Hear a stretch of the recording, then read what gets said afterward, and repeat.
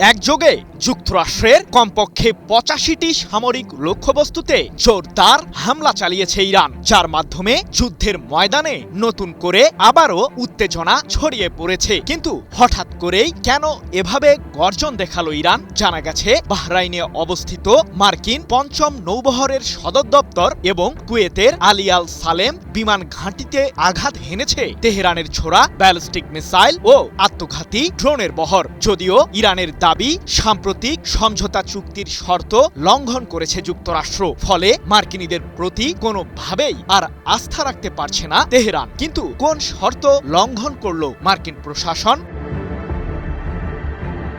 ইরানের প্রয়াত সাবেক সর্বোচ্চ ধর্মীয় নেতা আয়াতুল্লাহ আলী খামেনির জানাজা ও শেষ বিদায় অনুষ্ঠানের মাঝেই আবারও যুদ্ধের ময়দানে উত্তাপ ছড়িয়ে পড়েছে। ইরানের সর্বোচ্চ প্রতিরক্ষা বাহিনী IRGC জানিয়েছে, তাদের নৌ ও বিমান প্রতিরক্ষা বাহিনী মধ্যপ্রাচ্যে থাকা যুক্তরাষ্ট্রের গুরুত্বপূর্ণ সামরিক ঘাঁটিগুলোর ৮৫টি লক্ষ্যবস্তুতে জোরদার ক্ষেপণাস্ত্র হামলা চালিয়েছে। এই হামলায় তেহরানের টার্গেট ছিল বাহরাইন ও কুয়েতে অবস্থিত যুক্তরাষ্ট্রের সামরিক স্থাপনাগুলো। তবে এই তাণ্ডবের পেছনে ইরানের অভিযোগ, আয়াতুল্লাহ আলী খামেনির জানাজা ও শেষ বিদায় অনুষ্ঠানকে ম্লান করার পায়তারা চালাচ্ছে মার্কিন প্রশাসন। ৮ জুলাই এক প্রতিবেদনে বিষয়টি নিশ্চিত করেছে কাতার ভিত্তিক সংবাদ মাধ্যম আল জাজিরা।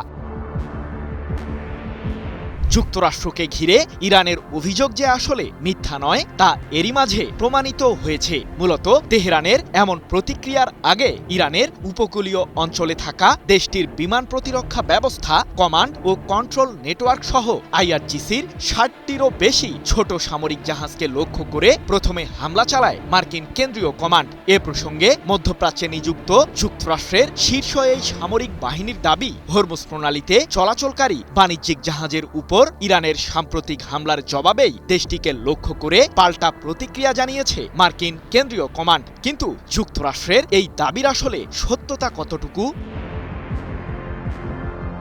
সম্প্রতি ইরানের পার্লামেন্টের স্পিকার মোহাম্মদ বাঘের গালিবাফ বলেছেন, হরমুজ প্রণালী আমাদের সবচেয়ে বড় শক্তিশালী হাতিয়ার, এটিকে যে কোনো মূল্যে রক্ষা করতে হবে। কোনো অবস্থাতেই সামুদ্রিক রুটটির নিয়ন্ত্রণ ছেড়ে দেবে না ইরান। অথচ এক প্রকার জোর করেই বৈশ্বিক এই সামুদ্রিক চ্যানেলটির দখল নিতেই মরিয়া প্রেসিডেন্ট ডোনাল্ড ট্রাম্পের নেতৃত্বাধীন মার্কিন প্রশাসন। এরই প্রেক্ষিতে ৬ জুলাই হরমুজ প্রণালী দিয়ে অবৈধভাবে পার হওয়ার চেষ্টা করছিল যুক্তরাষ্ট্র ও ইসরায়েল সংশ্লিষ্ট ৩টি জাহাজ, কিন্তু শেষ রক্ষা হয়নি তাদের। ইরানের ছোড়া কমপক্ষে ২টি মিসাইলের হামলায় ব্যাপক ক্ষতির শিকার হয় ইহুদিবাদী সংশ্লিষ্ট জাহাজগুলো। মূলত এই ঘটনাকে ঘিরেই তেহরান ও ওয়াশিংটনের মাঝে নতুন করে উত্তেজনা দানা বাঁধে।